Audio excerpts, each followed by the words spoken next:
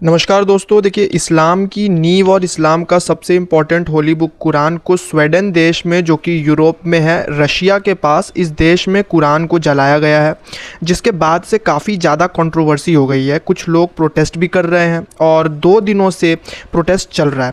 वैसे मेरे हिसाब से आउटरीच कुछ ज़्यादा नहीं हुआ जितना उम्मीद थी, पर कहीं ना कहीं प्रोटेस्ट दूसरे इस्लामिक कंट्रीज़ में देखने को मिला है। वैसे मैं आपको बता दूं कि ये कोई पहली बार नहीं हुआ है, इससे पहले भी कई बार कुरान को जलाया जा चुका है। और ये भी एक रीज़न बताया जा रहा है कि कम आउटरीच हुआ है, मतलब कम आउटरीच होने का ये भी एक रीज़न है, क्योंकि कुरान इससे पहले भी कई बार जलाया जा चुका है।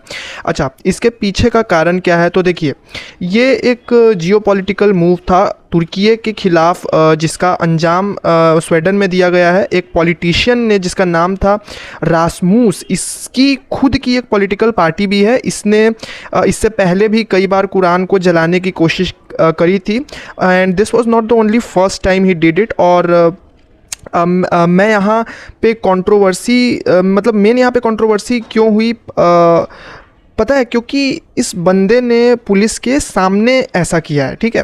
तो इसलिए यहाँ पे मेन कंट्रोवर्सी हुई है, और टर्किश एम्बेसी के ये सामने किया है। मतलब जाहिर सी बात है, टर्की के ख़िलाफ़ ये करने की कोशिश की थी। अब आप सोच रहे होंगे कि ऐसा सिर्फ मतलब स्वीडन में ही होता होगा, तो देखिए बिल्कुल नहीं, ऐसा सिर्फ स्वीडन में नहीं होता है। लेट मी क्लियर यू कि सेम चीज़ नॉर्वे में भी हो चुका है, वो भी बस कुछ ही महीनों पहले।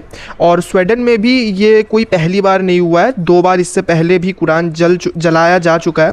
अच्छा, अब आते हैं कि तुर्की पर। तो देखिए, टर्किश एम्बेसी के सामने जलाया गया है कुरान, तो टर्की का इस मैटर में बोलना स्वाभाविक था। और अगर एर्दोगन कुछ नहीं बोलते तो शायद इनके वोटर्स भी इनसे नाराज़ हो जाते। तो ये बोल रहे हैं कि स्वीडन को नाटो का मेंबर नहीं बनने देंगे, वगैरह वगैरह। अब देखिए, तुर्की इस बात को अच्छे से समझता है कि वो स्वीडन का कुछ नहीं बिगाड़ सकता है, ठीक है?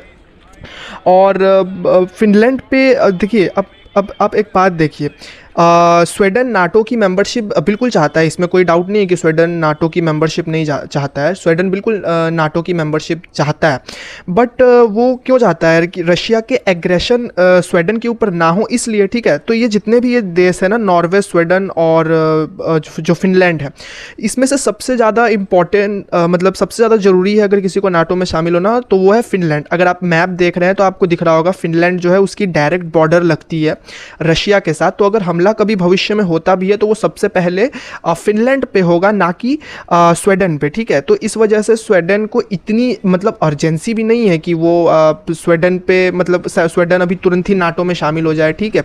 तो पहला कारण तो ये है। और दूसरा कारण ये है कि देखिए, नाटो टर्की से कुछ ज़्यादा खुश भी नहीं है, और बातें तो यहाँ तक की जा रही हैं कि टर्की को नाटो का मेंबर बनाया ही नहीं जाए। उनकी कल्चर अलग है, उनका इवन टर्की का ज़्यादातर पार्ट यूरोप में आता भी नहीं है, और नाटो एक यूरोप के लिए ही मतलब एक तरीके से है संगठन। और मतलब यूरोपियन कंट्रीज़ का नाटो पे ज़्यादा इन्फ्लुएंस है, कहने का मतलब वेस्ट कंट्रीज़ का ज़्यादा इन्फ्लुएंस है नाटो पे। तो इस वजह से टर्की को इग्नोर भी किया जाता है नाटो में काफ़ी ज़्यादा। तो नाटो का मेंबर भले है टर्की, बट भविष्य क्या होगा, क्या नाटो को निकाल दिया जाएगा, क्योंकि ये भी संभावना एक है, ठीक है? इससे हम मुँह नहीं मोड़ सकते हैं। तो एक तरीके से बस वो दिखाना चाह रहा है नाटो, मतलब उसके पास और कोई माफ़ कीजिएगा, टर्की एक तरीके से बस दिखाना चाह रहा है, क्योंकि उसके पास कोई ऑप्शन नहीं है, वो स्वीडन को उसको बोलना ही पड़ेगा।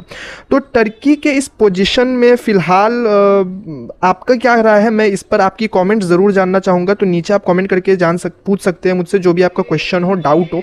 और उसके बाद आज के लिए बस इतना ही, ठीक है? कमेंट करके ज़रूर पूछिएगा, वीडियो को लाइक कीजिएगा अगर पसंद आया हो, चैनल को सब्सक्राइब कर लीजिएगा। और ऐसी इसका अगर पार्ट 2 चाहिए तो उसके लिए भी मुझे कमेंट सेक्शन में बताइएगा। अगर 3-4 कमेंट्स भी आ जाते हैं कि ऐसे आपको इसका सेकंड पार्ट चाहिए, तो मैं इसके लिए सेकंड पार्ट ज़रूर से बना दूंगा, ठीक है? तो वीडियो कैसा लगा बताइएगा ज़रूर कमेंट सेक्शन में। जय हिंद, जय भारत।